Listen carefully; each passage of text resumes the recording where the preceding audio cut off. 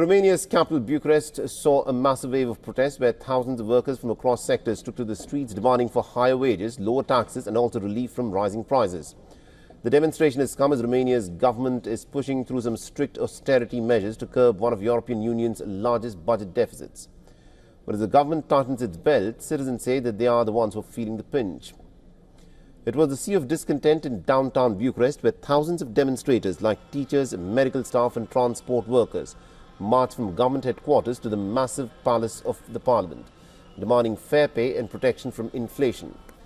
Now, some held signs that read, "We want decent salaries and don't hit those who save you." The latter showing an ambulance worker a symbol of public frustration. We are here today in front of the Romanian government headquarters to protest against the decline in purchasing power and the lack of support measures for the local auto industry.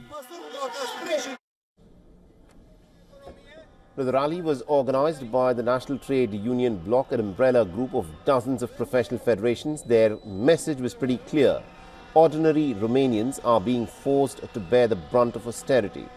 And the group has accused the government of making poverty a state policy through wage freezes and spending cuts, even as living costs continue to rise.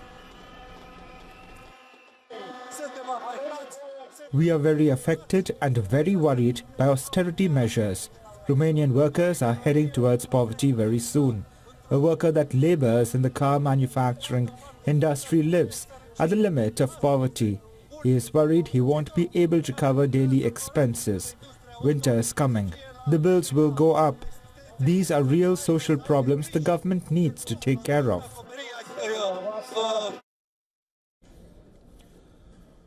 Romania's budget deficit stood at over 9% in 2024, amongst the highest in the 27-nation European Union. Under pressure from Brussels, the government has also pledged to cut it to 8.4% this year through painful reforms, including tax hikes, public sector wage and pension freezes and cuts to government jobs and spending.